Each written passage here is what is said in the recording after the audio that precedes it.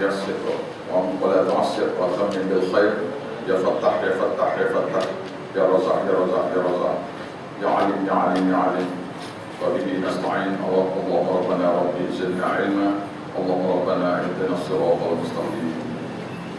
Surah Al-Kahfi ayat ke-19. A'udzu billahi minasyaitonir rajim. A'udzu billahi minasyaitonir rajim. Bismillahirrahmanirrahim. Bismillahirrahmanirrahim. Wa kadzalika ba'athnahum liyatasaalu bainahum qala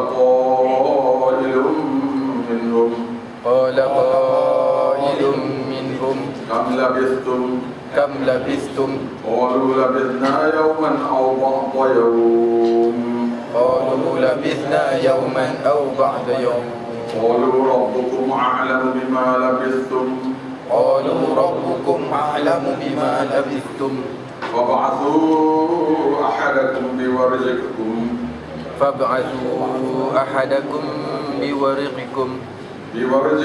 hadhihi ila al-madinah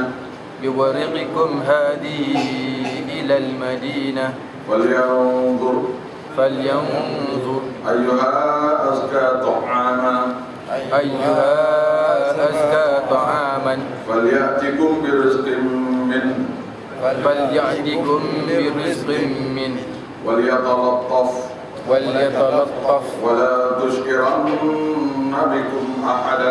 ولا يشعرن بكم أحدا إنهم إن يظهروا عليكم يرجموكم أو يعيدوكم في ملتهم ولن تفلحوا إذا أبدا. Baik, ini adalah sambungan yang kita belajar dulu, yaitu ringkasan kitanya ialah musyrikin Mekah hantar pasukan pergi ke Madinah untuk mengetahui siapa di antara, adakah Nabi Muhammad ni Nabi dan Rasul. Dan Yahudi kata kalau dia ni Rasul, dia mesti kamu tanya 3 soalan. Soalan pertama, siapa yang duduk dalam cerita orang duduk dalam gua? Soalan yang kedua, peristiwa Zulkarnain. Soalan yang ketiga, ruh itu apa? Apabila dia jawab 2, tak jawab 1, maka dia itu Rasul. Kalau dia jawab 3 tu, dia bukan Rasul. Kalau jawab 3 dia bukan Rasul. Sebab roh tu tak ada siapa dia boleh tahu. Katanya Yahudi. Maka bila musyrikin Mekah mari jumpa Nabi, lalu Nabi berkata, mereka tanya kepada Nabi 3 soalan tadi. Nabi tak tahu, tapi Nabi kata, inilah kamu datang esok lah. Bila Nabi kata datang esok saja, maka Tuhan tidak perlu wahyu esok. Malam tu tak perlu wahyu. Besok paginya musyrikin Mekah mari tanya Nabi tak ada jawab, tak keluar umum. Ada katanya, maknanya aku kata dah dia ini pembohong. Esoknya mari pula sahabat-sahabat Nabi tak boleh nak cerita pasal wahyu tak dulu. Maka dihina Nabi itu sampai 15 hari. Ada lain kata 17-18 hari barulah turun wahyu. Wahyunya yang kita baca ini. Dan jawapan kepada apa yang Nabi kata ni Tuhan tegur dalam Quran, dalam surah. Nanti kita akan baca sekejap. Baik. Jadi cerita Al-Kahfi-nya ialah yang kita tahu daripada kitab-kitab yang pakai hadis-hadis daripada Israeliat. Dia gini, hadis-hadis Israeliat ni gini, nak kena faham kan? Orang-orang Yahudi, pendeta-pendeta mereka ada masuk Islam. Bila dia masuk Islam, jadi ada riwayat-riwayat yang dia belajar daripada tubuh dia dulu. Dia cerita daripada Nabi-Nabi dulu lah. Maka dia bawa mari cerita tu terserap masuk dalam syariat kita. Dia tidak sengaja lah, dia ulama juga. Pendeta-pendeta Yahudi ini yang masuk dalam Islam, tapi dia bawa hari juga lah riwayat-riwayat yang diriwayatkan oleh yang dia belajar dulu-dulu. Macam kita lah, misalnya satu orang belajar dengan YP misalnya, dia kemudian dia masuk Islam. Jadi dalam masa dia pun jadi guru. Jadi dalam dia mengajar-mengajar itu adalah cerita YP keluar sikit-sikit gitulah. Jadi akibatnya ialah keluar cerita mengatakan orang yang dalam kubur dalam gua ni 300 tahun ni dengan janggut, dengan misalnya sudah berjela-jela panjang dengan kuku-kukunya sekali lah. Itu tak betul. Pasal ayat Quran sudah bukti bahawasanya dia sedar dan dia tengok bahawasanya dia kata berapa lama kita tidur. Kalau dia tengok muka satu orang tu rambut panjang, kuku panjang, janggut dan sebagainya, berbelit-belit tubuh lah, baju hancur 300 tahun ni, maka tentu dia kata berapa tahun kita tidur. Tentu dia kata gitu. Ini berapa lama kita tidur, berapa hari, berapa. Jadi satu kata setengah hari, satu kata satu hari, satu lagi kata wallahualam. Jadi cerita Israeliat itu patut jelas dengan ayat Quran tu, tetapi cerita itu diserap masuk dan ramai di antara kita percaya. Jadi minggu lepas ada orang beritahu saya, dia kata saya belajar dulu ada cerita ni. Yang minggu ya saya datang itu lagi. Baik, ini adalah cerita yang seterusnya dan surah dan Quran ni. Yang Quran dulu dia panggil Quran tulisan merah, iaitu dua muka surat ni. Dua muka surat ni akan ditulis skala merah. Dan dulunya orang buat guna buat bomo nama ekor Quran tulis merah ni. Oh, dia cari satu hal ni, tulis merah ini. Nah, boleh talatah. Nah, huruf yang talatah tu masih lagi tulis merah di sini. Dan diguna Quran tu untuk buat nama ekor dan sebagainya. Itu karun-karun belaka. Jadi sekarang ni dibuat belaka tinggalnya waliyatalatah. Waliyatalatah ni bermakna berlemah lembut. Itu saja maknanya berlemah lembut. Baik. Jadi selepas digolek-golek dia ke kiri ke kanan, ke kiri ke kanan, maka wa kadzalika ba'athnahum liyatasaalu bainahum. Dengan cara demikian kami bangkitkan mereka semula daripada tidur. Liyatasaalu bainahum, supaya mereka dapat bertanya di antara satu sama lain. Hanya iaitu tanya berapa lama dia tidur. Ini soalan mereka. Qala qailun minhum, maka berkata satu buah daripada mereka, kam labithtum, berapa lama kita tidur? Kalau dia rambut berjela-jela, dia tak tanya berapa lama. Dia kata berapa tahun kita tidur. Dan gitu dah. Atau kita ni mati ke hidup semula. Qalu labithna yawman aw ba'da yawm.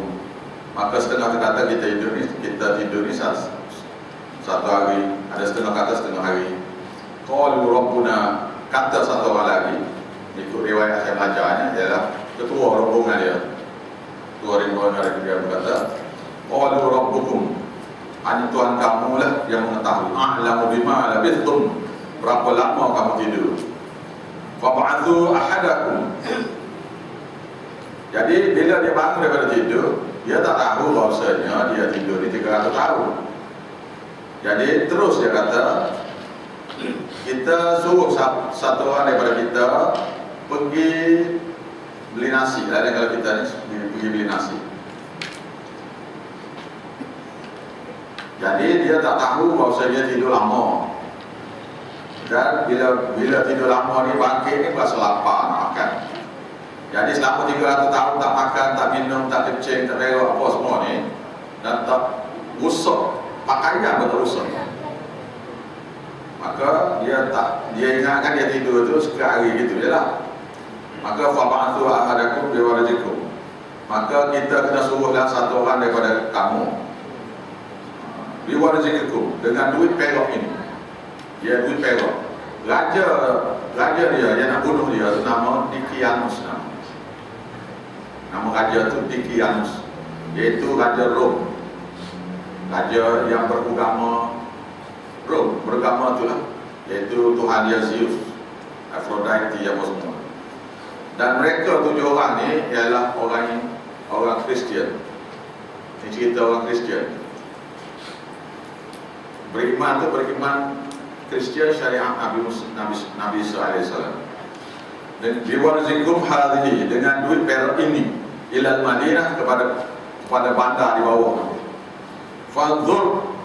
Falyanzur, kemudian dia hendaklah berhati ayyuha azka ta'ama, mana dia makanan, mana dia azka, yaitu satu sembelihan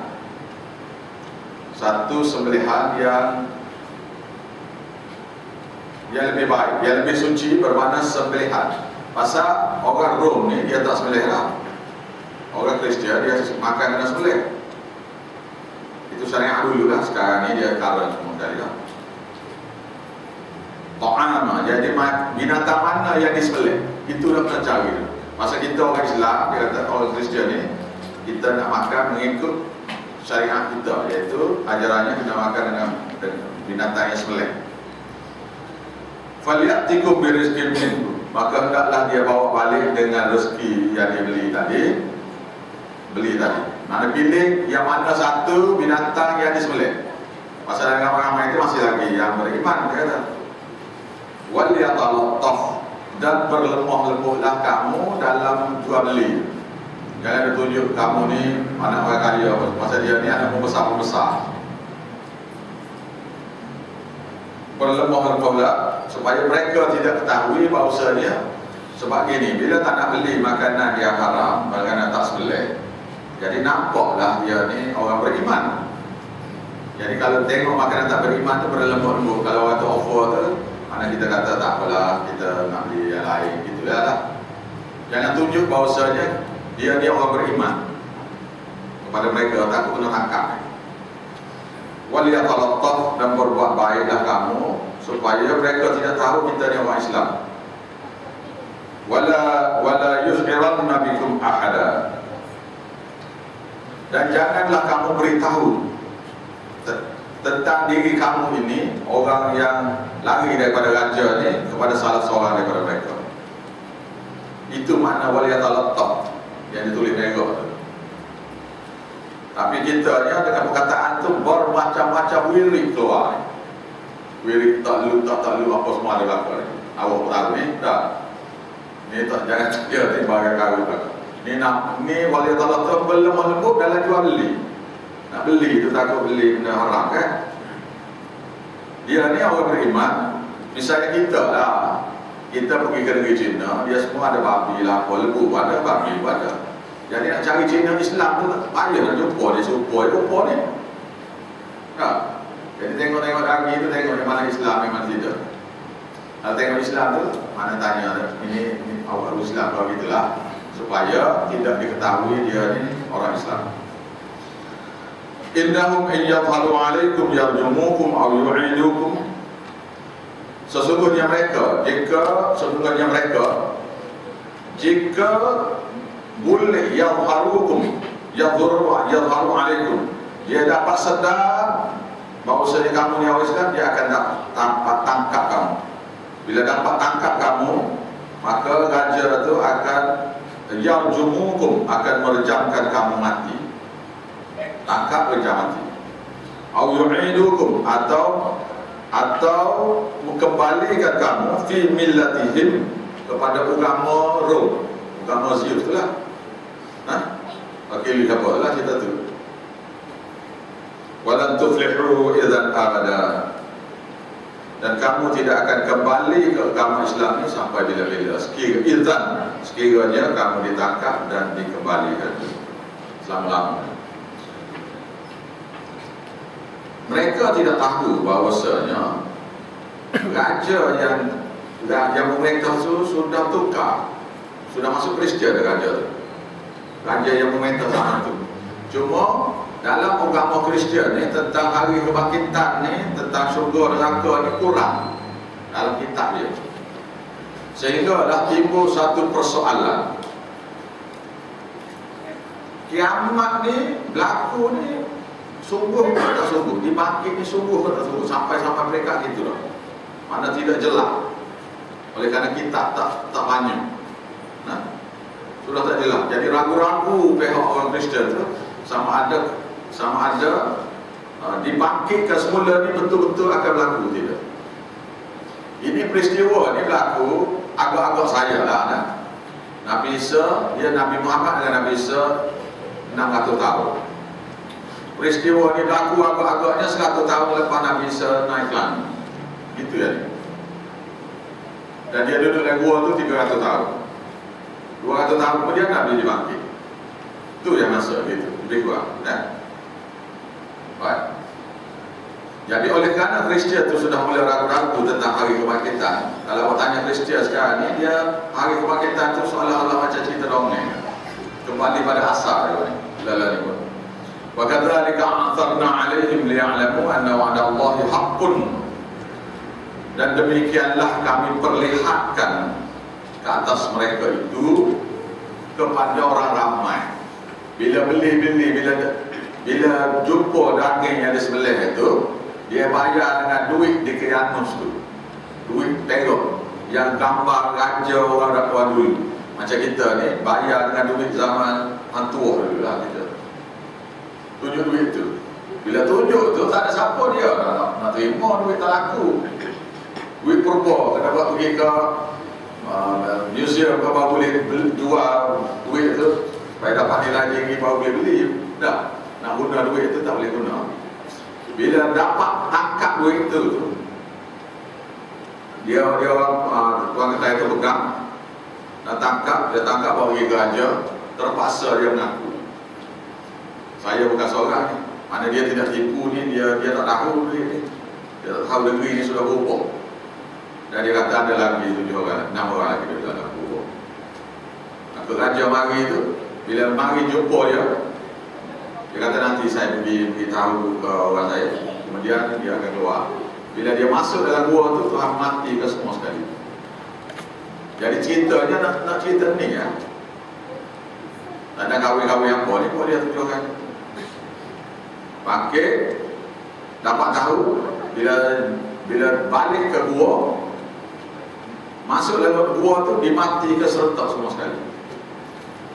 7 orang, sekali dengan anjing seekor. Ini cerita dia. Wa kadzalika a'tharna 'alaihim, dan cara demikian jugalah kerana dengan duit itulah juga kami perlihatkan mereka kepada orang lain. Liya'lamu anna wa'dallahi haqqun, bahwasanya supaya manusia itu yakin bahwasanya janji Allah Ta'ala akan hari kebangkitan itu benar berlaku. Barulah raja tu tahu, oh mereka ni orang yang hidup 300 tahun Tuhan tidurkan dia, kemudian bangkitkan dia. Maka raja pun percaya dan rakyat pun percaya bahawasanya bangkit semula tu boleh. Nah, itu makna dia. Kalau tak cerita yang ni, cerita dia tu macam cerita dongeng. Lepas kita tengok bila-bila gitu ya. Tak ada maksud apa.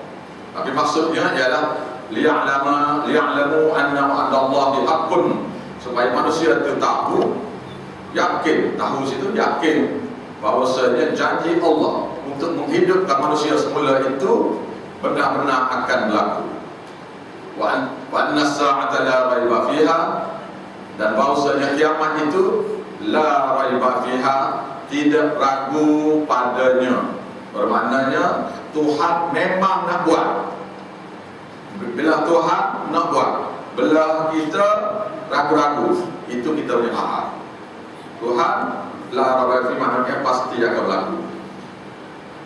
Idh yatanaza'una bainahum, ketika mereka berbalah-bantah tentang urusan mereka. Bila pihak 7 orang ni mati serta ni, berbalah-bantahlah dua puak. Rupa-rupanya dia ada 2, ahli sunnah sah, ahli bid'ah sah.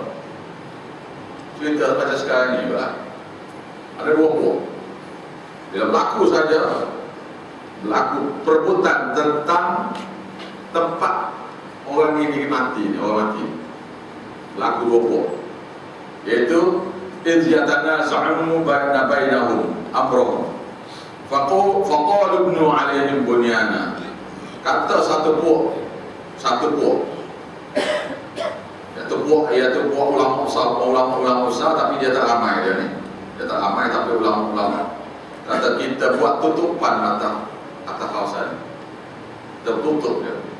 Buat satu binaan menutup lubang gua ni supaya orang tidak puja. Supaya orang tidak puja dia. Pasal ni kita luar biasa. Supaya orang tidak puja dia. Rabbuhum a'lamu bihim, Tuhan mereka lah yang maha mengetahui tentang keadaan mereka sebenar macam mana. Qala alladziina zalamu, dan berkata orang-orang yang benar, iaitu yang ramai sekali. Yang ramai sekali yang buat syirik kepada Allah, yang ramai sekali, iaitu yang macam Kristian sekarang ya. Kristian sekarang yang ramai, iaitu qala alladziina zalamu ala amrihim, di atas urusan tentang 7 orang yang dalam gua ni.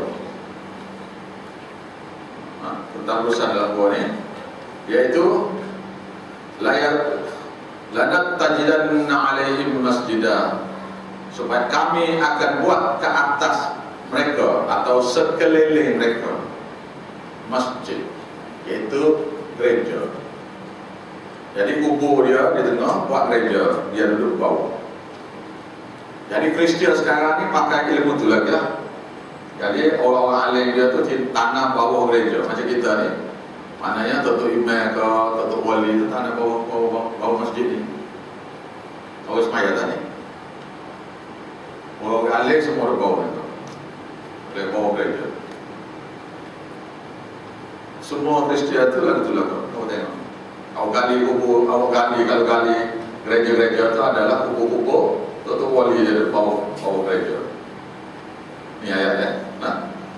Maka yang benar tu, yang buat syirik yang benar. Pasal yang buat syirik tu ramai.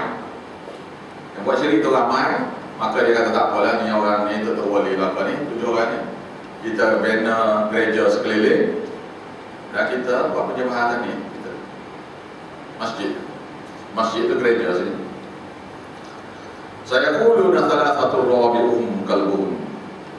Setengah di antara mereka berkata, 3 orang semua sekali yang mati, yang tidur 300 tahun ni 3 orang. Rabi'uhum kalbuhum, yang keempat itu anjing mereka. Wa yaquluna khamsatun, dan ada setengah pula mengatakan mereka itu 5 orang. Sadisuhum kalbuhum, yang keenam itu anjing mereka. Semua ini Tuhan kata rajman bil ghaib, agak-agak dalam gelap, agak-agak dalam ghaib. Maknanya agak-agak tak tahu cerita benar lah. Agak-agak dalam gelap. Wa yaquluna sab'atun wa thaminuhum minhum kalbuhum, dan setengah pula berkata 7 orang mereka semuanya, yang 8 itu anjing mereka. Jadi sampai setakat ni Tuhan tak sambung. Jadi kebanyakan mufassirin mengatakan mereka yang mati ni 7 orang. Saya sengaja tak beri nama mereka ni, dia ada senarai nama dia, anjing nama berapa. Pasal saya tak penting cerita tu. Saya takut ada berlaku pemujuan. Suruh nama-nama dia, ada ni letak, ada penulis, ada ni letak. Ada di kedai-kedai untuk laku jualan. Nama 7 orang ni nyanyi dia. Tak, dia. Allah Akbar. Dia cerita ya, nak tunjuk Tuhan, nak tunjuk kuasa dia ya ni. Jangan jadi silap. Baik. Qul rabbi a'lamu bi'iddati Qul rabbi a'lamu bi'iddatihim ma ya'lamuhum illa qalil. Katakanlah Tuhan kamulah lebih mengetahui terhadap berapa ramakah, berapa jumlah mereka yang sebenar. Ma ya'lamuhum, tidaklah mengetahui tentang mereka yang sebenar itu illa qalil, mereka sedikit. Antara lainnya Sayyidina Ali. Syiahnya suka nak cerita. Masa orang Kristian bagi tanya Sayyidina Umar, masa itu Sayyidina Umar Khalifah, tentang 7 orang ni, nama apa, anjing nama apa. Sayyidina Umar kata nak cari Ali, panggil Sayyidina Ali. Sayyidina Ali beritahu satu-satu nama, satu dengan anjing dalam. Jadi orang Kristian kata betul. Kata Sayyidina Umar, apalah Umar kalau tidak ada Ali. Sayyidina Ali ini satu orang yang luar biasa. Sayyidina Umar pun luar biasa ya. Ini kalau kita bersilat lah, main silat. Ini silat terlak, ini silat Jawa, sini silat gaya. Masing-masing punya buah lah silat ya belakang. Nah, jangan duduk, jangan terpengaruh dengan satu-satu lah. Nah, tujuan silatnya untuk bela diri, bela kamu. Fala tumari fihim illa mira'an zahira. Dan janganlah kamu bertengkar dengan mereka illa mira'an zahira. Mereka bertengkar, mereka berincang secara zahir saja. Jadi siapa-siapa yang ajak berbincang dengan kita tentang orang dalam gua ni, kita kata ambil kawal lah. Nah, Tuhan kata gitu. Tak payah. Bincang yang zahir saja. Kita tu je penting. Nah, lupa gua di mana. Jadi yang jejak Rasul tu sampai pergi jumpa lupa gua ni apa semua semaya dalam tu. Itu bukan syariat pergi semaya situ tu. Nah, jadi kita ambil yang zahir-zahir saja. Ini cerita untuk menzahirkan kekuasaan Allah. Berdasar pada ayat ni, ayat Quran ni, besar kemungkinan mereka ni duduk dalam gereja. Kubur dia duduk dalam gereja. Besar kemungkinan. Jadi yang jejak Rasul tu saya pun tak berapa yakin pasal dalam jejak Rasul tu pun jumpa 2-3 tempat Ashabul Kahfi. Setengah kata di Jordan, setengah kata di Turki, berbagai-bagai. Tapi berdasar pada zahir ayat ni, maknanya dia duduk dalam gereja, bawa gereja. Wallahu a'lam ya sunah. Tuhan saja yang tahu. Wala tastafti fihim minhum ahada. Dan janganlah kamu tanya fatwa tentang mereka ini dengan satu orang. Tuan tanya fatwa. Setakat tu je. Tuhan kata setakat tu. Stop. Jangan tanya. Cerita dia tu setakat tu je. Jangan tambah-tambah, jangan tanya-tanya. Jangan siasat-siasat tak payah. Ini ayat yang Tuhan tegur Nabi sallallahu alaihi wasallam. Karena Nabi kata, kalau kamu nak tahu tentang berita Ashabul Kahfi ni, mari esok. Jadi selepas 22 ayat barulah keluar ayat yang menegur Nabi sallallahu alaihi wasallam. Ayat yang mengatakan Nabi tak tahu perkara raib melainkan Allah Taala beri wahyu. Jadi jangan sesiapa yang percaya, siapa-siapa yang ada kuasa gaib tu. Ini terguru ni, kena ingat sikit, terguru ni tahu ilmu gaib. Dia boleh scan. Ada dalam hati ke apa tu syirik pada Allah belaka. Ingat tu, nah? Jangan terprik. Sekarang ni berbagai-bagai jenis tentang ilmu gaib ni yang menyesatkan.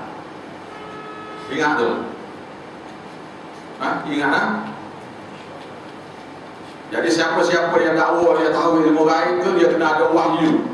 Dan wahyu sudah tak ada, makna dia terbohong. Gitu ya. Siapa-siapa yang tahu tentang jin, boleh scan jin duduk sini, dia kena ada ilmu jin. Dan jin tu tidak dapat tahu ilmu dia melainkan ada wirid jin. Dan wirid jin ni pula, di antara kita ni tak tahu kita ni buat wirid syirik ke Allah Ta'ala yang ada jin ni pula ya. Ada wirid-wirid yang diamal oleh orang-orang kita yang dia sendiri tak tahu bahawasanya wirid itu kalimah dalam tu sesat, menyesatkan dia tak tahu. Tapi oleh kerana dia bercampur-campur dengan ayat Quran, dia kata ini dan kita tak kerti Arab kayak kita ni, belajar tafsir pun tidak, belajar akidah pun tidak, tauhid pun tidak. Maka bila di sama-sama yang mengajar pada kita tu, kita rasa oh ni ayat Quran ni molek ni baca wirid ni. Iaitu ada wirid-wirid tertentu yang memang bukan daripada ajaran Nabi, dan dalam lafaz itu sendiri ada perkara-perkara tentang syirik pada Allah. Ini yang masalah berlaku. Ada beberapa kes di mana saya sudah perbetulkan akidah orang itu. Ada beberapa kes, iaitu antara lainnya ada satu orang itu dia belajar silat. Yang dia ada wirid-wirid khas. Bila dia belajar ni, kita beritahu tentang tauhid, dia akan doa ihdinas siratal mustaqim. Bila minta saja ihdinas siratal mustaqim, jin tu rasuk dia di rumah dia, pegang katil.